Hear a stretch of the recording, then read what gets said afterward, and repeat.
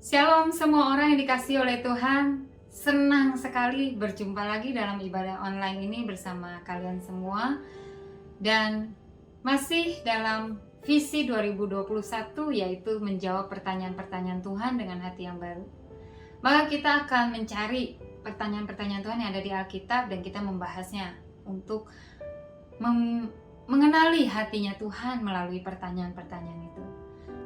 Tentunya waktu Tuhan memberikan pertanyaan, bukan karena Tuhan nggak tahu ya jawabannya, bukan karena Tuhan nggak ngerti, tapi karena Tuhan ingin tahu responnya kita tuh gimana. Nah, kali ini kita akan belajar dari Yunus 4 ayat 4 dengan pertanyaan, layakkah engkau marah? Kisah ini menarik, sangat menarik bagi saya karena pertanyaan ini pernah sampai kepada saya. Ada satu kejadian, saya marah dalam hati saya, dan pertanyaan ini muncul dengan sangat jelas. Layakkah engkau marah? Tentunya kali itu, waktu itu saya menjawab dengan bukan hati yang baru, tapi dengan hati yang lagi emosi banget, lagi marah banget gitu. Jadi, tapi habis itu saya pelajari dan sampai sekarang saya menyadari bahwa kalau Tuhan memberikan pertanyaan seperti itu, Tuhan ingin kita memahami maksud dari Tuhan bertanya. Jadi bukan Tuhan yang harus memahami kita, tapi kita yang memahami Tuhan. Karena Tuhan tuh tahu semuanya, sedangkan kita banyak nggak taunya, ya kan? Nah, ayo kita belajar dari Yunus 1 untuk melihat backgroundnya dulu. Datanglah firman Tuhan kepada Yunus bin Amittai demikian, bangunlah, pergilah ke Niniwe, kota yang besar itu. Berserulah terhadap mereka, karena kejahatannya telah sampai kepadaku. Tetapi Yunus bersiap untuk melarikan diri ke Tarsis, jauh dari hadapan Tuhan. Ia pergi ke Yafo dan mendapat di sana sebuah kapal yang akan berangkat ke Tarsis. Ia membayar biaya perjalanannya lalu naik kapal itu untuk berlayar bersama-sama dengan mereka ke Tarsis, jauh dari hadapan Tuhan. Yunus seorang nabi Tuhan, yaitu orang yang mendengarkan suara Tuhan dan biasanya diutus oleh Tuhan menyampaikan perkataan Tuhan kepada seseorang atau sekelompok orang. Nah, Yunus mendapatkan perintah Tuhan pergi ke Niniwe untuk memberitakan apa yang Tuhan sudah taruhkan dalam Yunus. Tapi Yunus menolak. Yunus kabur dari panggilan. Karena dikatakan di situ Yunus melarikan diri jauh dari hadapan Allah. Yunus perginya ke Tarsis, bukan Niniwe. Tarsis itu berlawanan arah sama Niniwe. Jadi Yunus malah pergi lebih menjauhi Niniwe, yaitu ke Tarsis. Di sini Yunus pastinya boleh dikatakan sedang memberontak kepada Tuhan. Dia sedang tidak taat, kabur dari panggilan. Nah, dalam perjalanan dia ke Tarsis di kapal, terjadilah angin besar, badai yang mengancam semua orang-orang kapal dalam keadaan bahaya, dan mereka semua ketakutan dan mereka membuang undi, dan undi itu jatuh kepada Yunus dan ternyata Yunus penyebabnya gitu. Dan akhirnya Yunus mengatakan siapa dia, dan seisi kapal tahu bahwa Yunus melarikan diri dari hadapan Tuhan. Dan Yunus berkata, biar badai ini berhenti, campakkan aku ke laut gitu. Tapi orang-orang kapal sempat tidak mau mengerjakannya, mereka takut sama Tuhan. Mereka mengupayakan cara-cara lain untuk bisa lebih menguasai, mengendalikan kapal, tapi tidak berhasil. Akhirnya terpaksa mereka mencampakkan Yunus ke laut, dan benar badainya berhenti. Lalu atas perintah Tuhan, Tuhan mengirimkan seekor ikan besar menelan Yunus, dan Yunus berada di perut ikan 3 hari 3 malam. Wah, ini sih mujizat, bisa hidup di perut ikan 3 hari 3 malam ya. Disinilah pergumulan Yunus antara hidup dan mati. Yunus akhirnya mengambil keputusan menempatkan dirinya lagi, hatinya lagi kembali kepada Tuhan. Dan Tuhan mengampuninya. Tuhan memerintahkan ikan besar itu untuk memuntahkan Yunus ke darat, dan akhirnya Yunus sampai ke darat. Ini kesempatan lagi yang Tuhan kasih ke Yunus. Kita baca ya, Yunus 3. Datanglah firman Tuhan kepada Yunus untuk kedua kalinya. Demikian. Bangunlah, pergilah ke Niniwe, kota yang besar itu, dan sampaikanlah kepadanya seruan yang kufirmankan kepadamu. Bersiaplah Yunus, lalu pergi ke Niniwe, sesuai dengan firman Allah. Niniwe adalah sebuah kota yang mengagumkan besarnya, 3 hari perjalanan luasnya. Mulailah Yunus masuk ke dalam kota itu sehari perjalanan jauhnya. Lalu berseru, 40 hari lagi, maka Niniwe akan ditunggang balikan. Orang Niniwe percaya kepada Allah, lalu mereka mengumumkan puasa dan mereka, baik orang dewasa maupun anak-anak, mengenakan kain kabung. Setelah sampai kabar itu kepada raja kota Niniwe, turunlah ia dari singgasananya, ditanggalkannya jubahnya, diselubungkannya kain kabung, lalu duduklah ia di debu. Lalu atas perintah raja dan para pembesarnya, orang memaklumkan dan mengatakan di Niniwe demikian. Manusia dan ternak, lembu, sapi, dan kambing domba tidak boleh makan apa-apa, tidak boleh makan rumput, dan tidak boleh minum air. Haruslah semuanya, manusia dan ternak, berselubung kain kabung dan berseru dengan keras kepada Allah, serta haruslah masing-masing berbalik dari tingkah lakunya yang jahat dan dari kekerasan yang dilakukannya. Siapa tahu, mungkin Allah akan berbalik dan menyesal serta berpaling dari murkanya yang menyala-nyala itu, sehingga kita tidak binasa. Ketika Allah melihat perbuatan mereka itu, yakni bagaimana mereka berbalik dari tingkah lakunya yang jahat, maka menyesallah Allah karena malapetaka yang telah dirancangkannya terhadap mereka, dan ia pun tidak jadi melakukannya. Wah, berita yang luar biasa ya. Yunus membawa peringatan Tuhan, dan hasilnya seluruh isi kota bertobat, berpuasa, mengenakan kain kabung, berbalik dari tingkah laku yang jahat, berbalik dari kekerasan mereka, dan semua bertobat. Dewasa, muda, raja, rakyat. Ini luar biasa banget. Harusnya kalau kita jadi Yunus, kita bersuka cita, kita berpesta, bahkan kita mengucap syukur yang sangat-sangat sama Tuhan. Kita menjadi sangat semangat lagi untuk menginjil, dan kita menjadi orang yang paling bersuka cita saat itu. Tapi kenyataannya nggak demikian dengan Yunus. Kenyataannya Yunus marah. Wah, ini sih ajaib ya, makanya perlu kita pelajari. Yunus 4 kita baca ya.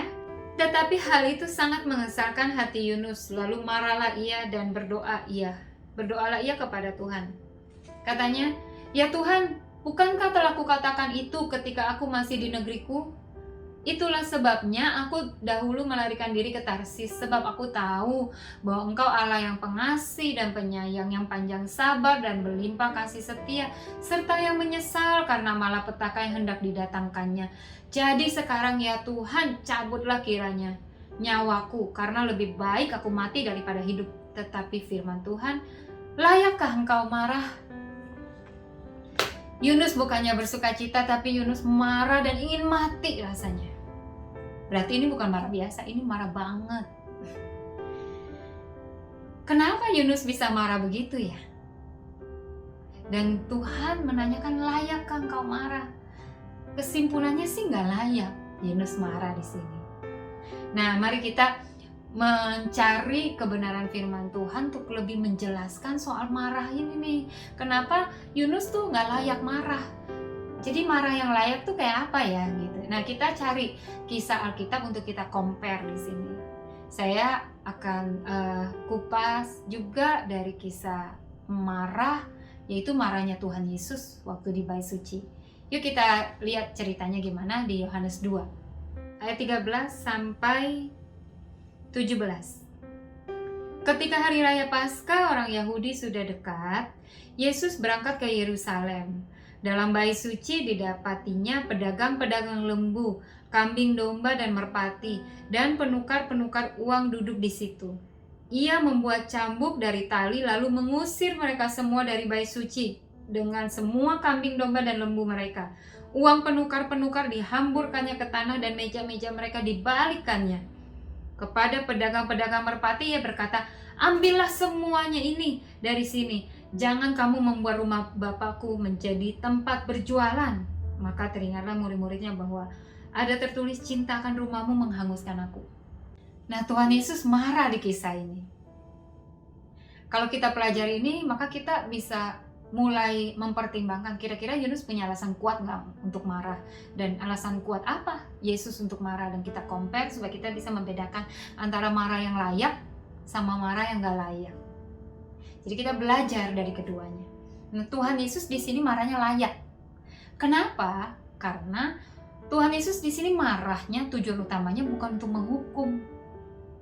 Dia marah tapi bukan untuk menghukum, tapi untuk memperingatkan, mengingatkan, menyadarkan orang-orang Israel, orang Yahudi bahwa mereka sudah memperlakukan bait suci dengan tidak benar. Mereka sudah melakukan fungsi mereka, peran mereka dengan tidak tepat. Dan mereka bukannya menolong rakyat bangsa Yahudi supaya lebih gampang menjangkau Tuhan atau membawa korban persembahan, korban penghapus dosa untuk datang kepada Tuhan, tapi malah membuat susah, mencari keuntungan di situ. Dan itu salah kan? Makanya Tuhan marah, menyadarkan mereka untuk membalikkan yang salah kembali menjadi benar, untuk mengembalikan fungsinya kembali yang kepada yang seharusnya. Sedangkan Yunus tuh marah karena Tuhan gak jadi menghukum. Beda ya, yang satu marah supaya yang salah itu dikembalikan kepada jadi benar. Jadi membuat bangsa Israel bertobat dan kembali melakukan yang benar. Tapi Yunus marah karena Tuhan gak jadi menghukum bangsa Niniwe. Beda banget.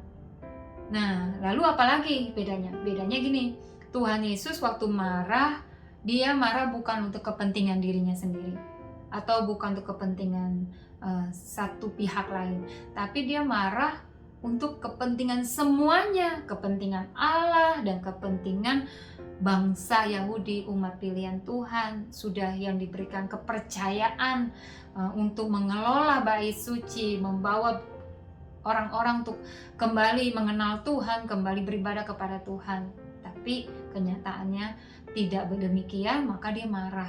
Jadi Tuhan Yesus tidak marah untuk kepentingan dirinya sendiri. Sedangkan Yunus marah untuk kepentingan dirinya sendiri. Yuk kita baca lagi Yunus 4. Yunus 4 ayat 5 sampai 11. Demikian firman Tuhan. Yunus telah keluar meninggalkan kota itu dan tinggal di sebelah timurnya. Ia mendirikan di situ sebuah pondok dan ia duduk di bawah naungannya, menantikan apa yang akan terjadi atas kota itu. Lalu atas penentuan Tuhan Allah tumbuhlah sebatang pohon jarak melampaui kepala Yunus untuk menaunginya, agar ia terhibur daripada kekesalan hatinya. Yunus sangat bersukacita karena pohon jarak itu. Tetapi keesokan harinya, ketika fajar menyingsing, atas penentuan Allah datanglah seekor ulat yang menggerek pohon jarak itu sehingga layu. Segera sesudah matahari terbit, maka atas penentuan Allah bertiuplah angin timur yang panas terik, sehingga sinar matahari menyakiti kepala Yunus. Lalu rebahlah ia, lesu dan berharap supaya mati. Katanya, lebih baiklah aku mati daripada hidup. Tetapi berfirmanlah Allah kepada Yunus, layakkah engkau marah karena pohon jarak itu? Jawabnya, selayaknya lah aku marah sampai mati.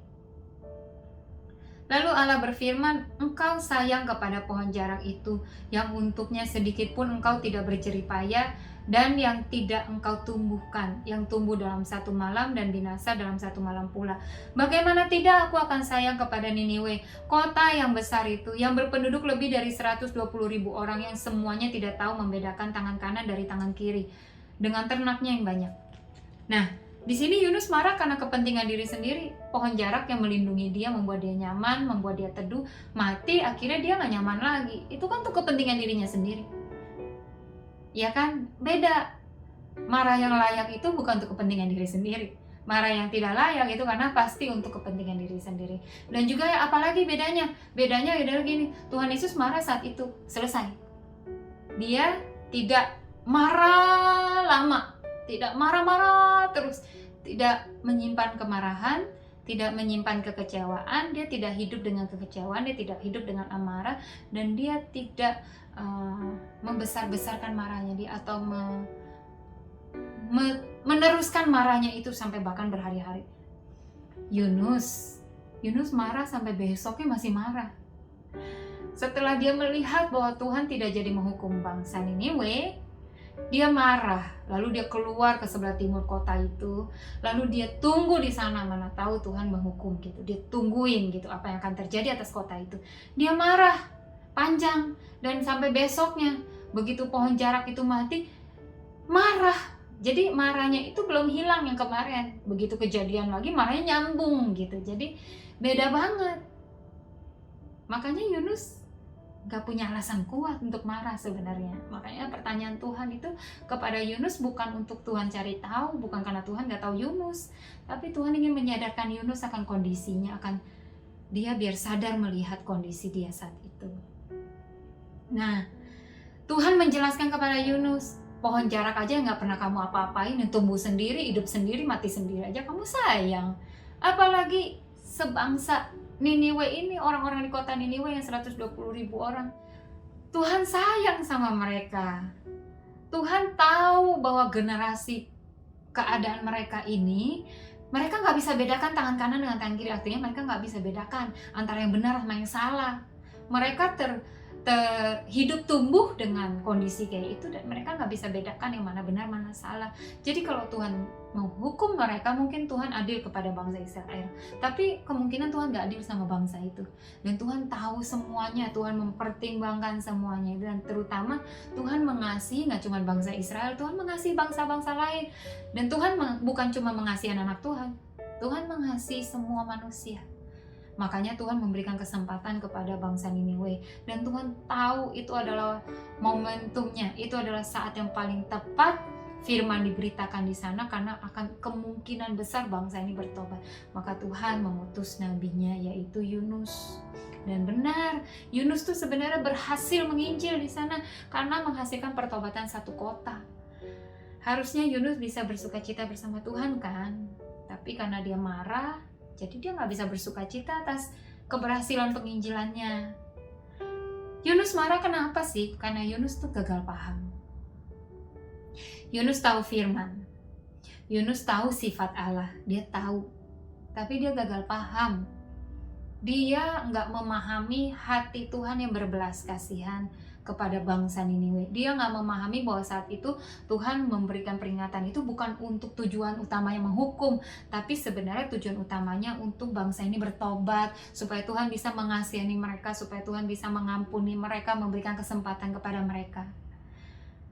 Yunus kayak orang nggak pernah bikin salah aja. Yunus sendiri aja pernah berdosa, pernah salah, dan diampuni Tuhan, dikasih kesempatan lagi.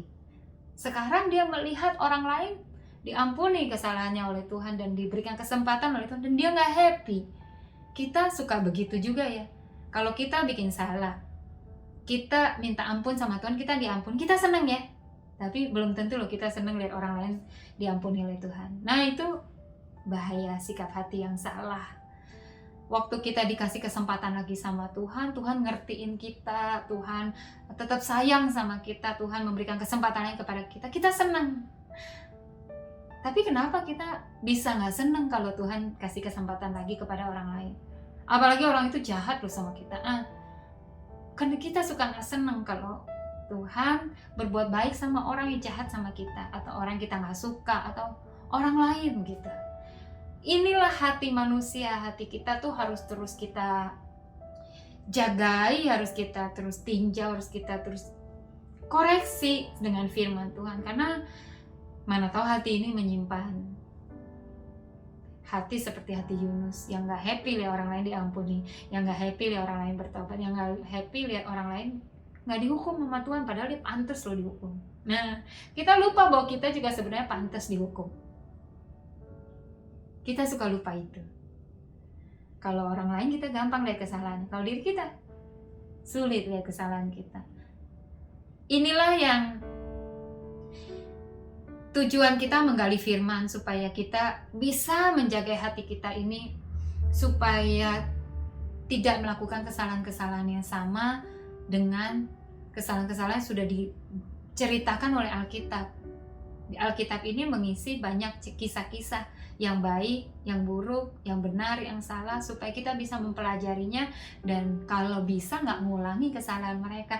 Dan kalau bisa kita nggak mengulangi kesalahan Yunus, marah waktu lihat orang lain bertobat, waktu lihat orang lain tidak jadi dihukum Tuhan, waktu lihat orang lain menerima kasih karunia Tuhan, pengampunan Tuhan, kebaikan Tuhan.